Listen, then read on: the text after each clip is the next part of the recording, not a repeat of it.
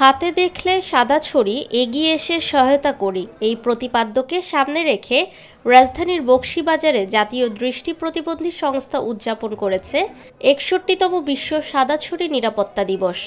এই দৃষ্টি প্রতিবন্ধীদের প্রতি যেন এই মানবতাটুকু দেখায়, তারা যেন কখনো তাদের হাতে লাঞ্ছিত না হয়, অবহেলিত না হয়, বিষয়টি আপনার থানার পুলিশদেরকে বলে দিবেন।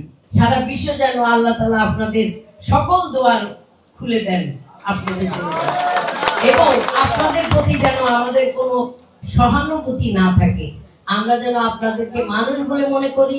সকালে সংস্থার প্রধান কার্যালয় থেকে একটি র্যালি বের হয়ে ঢাকেশ্বরী মন্দির প্রদক্ষিণ শেষে কার্যালয়ে এসে শেষ হয়। অনুষ্ঠিত আলোচনা সভায় সভাপতিত্ব করেন সংস্থার চেয়ারম্যান মাধব চন্দ্র সরকার। প্রধান অতিথি হিসেবে উপস্থিত ছিলেন অতিরিক্ত পুলিশ কমিশনার জনাব জিল্লুর রহমান। তিনি বলেন, দৃষ্টি প্রতিবন্ধীদের চলাচলে ট্রাফিক পুলিশ সর্বাত্মক সহযোগিতা করবে।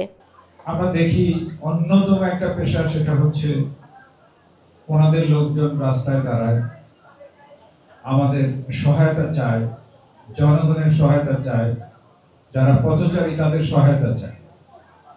তা আমরা যদি একটু বিনয়ের সাথে আমাদের এই সহযোগিতাটা করি, সেই সহযোগিতা করার কারণে তাদের যে বেনিফিট, তাদের যে উপকার, সেটা হয়তো আমার ব্যক্তি কেন্দ্রিক আমি যদি চিন্তা করি এটা একেবারেই সামান্য, কিন্তু ওনাদের জন্য কিন্তু অনেক ব্যাপক। তো এই মনের এই জায়গা থেকে আমরা একটু কাজ করার চেষ্টা করি। সভায় বক্তারা দৃষ্টি প্রতিবন্ধীদের অধিকার ও কর্মসংস্থানের দাবিতে সরকারের প্রতি ৪ দফা দাবি জানান। অনুষ্ঠান শেষে দৃষ্টি প্রতিবন্ধীদের মাঝে সাদা ছড়ি বিতরণ ও আর্থিক সহায়তা প্রদান করা হয়।